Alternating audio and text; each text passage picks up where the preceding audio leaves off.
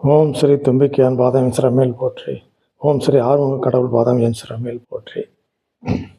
வாய்மை நூல்கள் வரிசையில் அடுத்து நம்ம பார்க்கக்கூடிய விஷயம் இப்போ இண்டூஸ் பவர். இண்டூஸ் பவருங்கிறது எல்லாத்துக்கும் பொதுவான விஷயம். அப்போ இயற்கை சார்ந்த விஷயம், அது பிரபஞ்சம் சார்ந்த விஷயம். அது பாடல் என்ன சொல்லுது அப்படின்னு பார்ப்போம். கல்லாதான் கண்ட கலிநுட்பம் கற்றார் முன் சொல்லுங்கால் சோர்வுபடுதலால் நல்லாய் வினாமுந்துராத உரை இல்லை இல்லை கணாமுந்துராத வினை. இப்போ பிரபஞ்சம் 24 hours 24 மணி நேரமும் நம்மை தொடர்பு கொண்டுதான் இருக்கின்றது.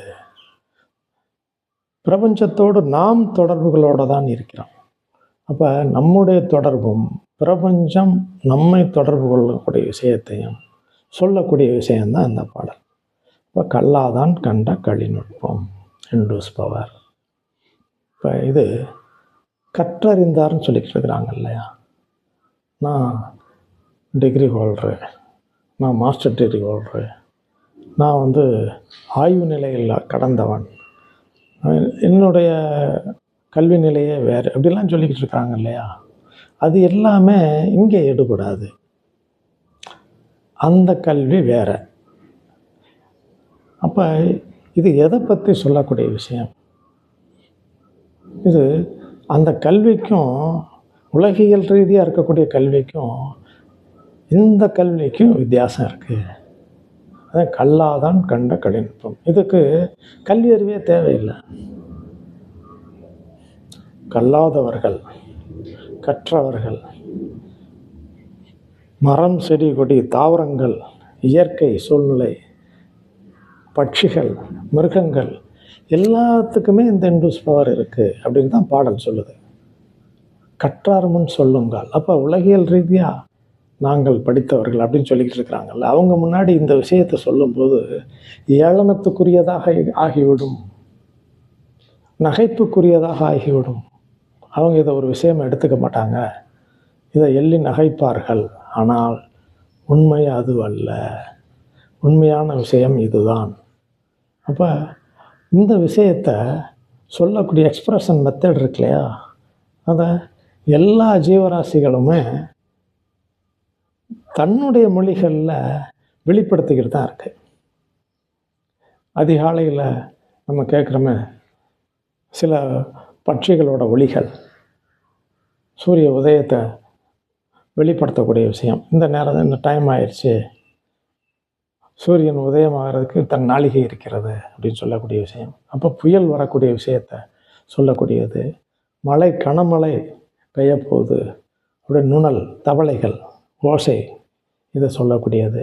இந்த மாதிரி எல்லா ஜீவராசிகளுக்குமே இந்த பவர் இருக்குங்கிறது தான் பாடல் சொல்லுது. அதான் கல்லாதான் கண்ட கலிநுட்பம் கற்றார் முன் சொல்லுங்கள் சோறு விடுதலால் நல்லாய். நல்லா ஆய்வு பண்ணி பார்த்தோம்னா இது என்னுடைய நுட்பம் என்னன்னு ஆய்வு பண்ணி பார்த்தோம்னா அது என்ன சொல்லப்பட்டிருக்கு, இறைவன் எதை உணர்த்துறாரு, ஏதாவது ஒரு வகையில், ஏதாவது ஒரு சூழ்நிலையில், ஏதாவது ஒரு செய்தியை இறைவன் உணர்த்திக்கிட்டு தான் இருக்கிறாரு. சகுனங்கள் மூலமாக, நிமித்தங்கள் மூலமாக, பட்சிகள் மூலமாக, மிருகங்கள் மூலமாக, சொப்பனங்கள் மூலமாக உணர்த்திக்கிட்டு தான் இருக்கிறாரு. அதான் கற்றார் முன் சொல்லுங்கள் சோறு விடுதலால் நல்லாய் வினாமுந்தராத உரை இல்லை. ஒரு வினான்னு இருந்தால் அதுக்கு விடை இருக்குது, ஒரு விடைன்னு இருந்தால் அது இந்த வினாவுக்கான விடை தான் அப்படிங்கிறதான் அர்த்தம். அப்போ கணாமுந்துராத உரை. இப்போ சொப்பனத்தில் கூட இறைவன் உணர்த்திடுறாரு.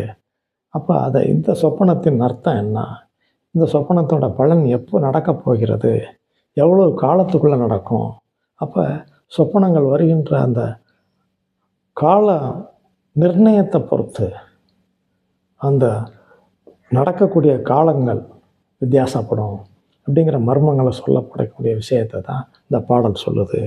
கல்லாதான் கண்ட கலிநுட்பம் கற்றார் முன் சொல்லுங்கள் சோறுபடுதலால் நல்லாய் வினாமுந்தராத உரை இல்லை இல்லை கணாமுந்தராத வினை அப்படின்னு பாடல் சொல்லுது.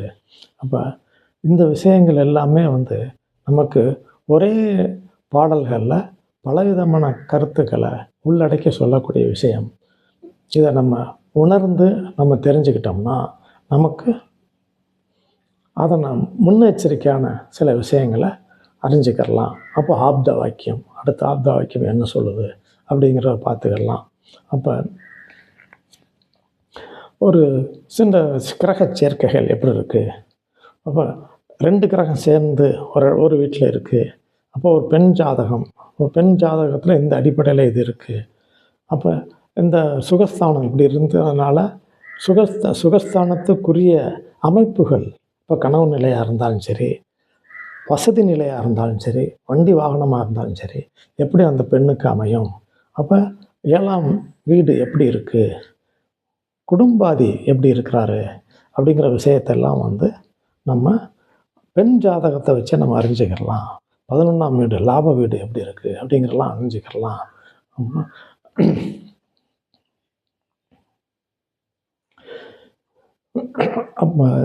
அந்த ஜாதக விஷயங்கள் எல்லாமே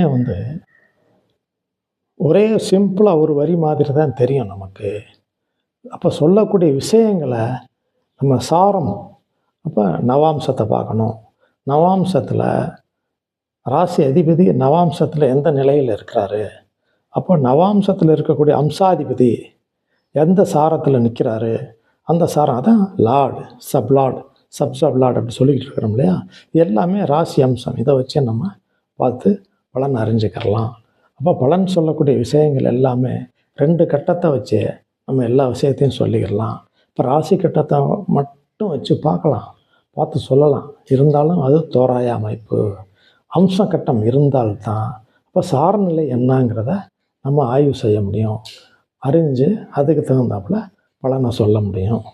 அப்போ ராசி அம்சம் 2மே ஒரு ஜாதகத்துக்கு முக்கியமான விஷயம்.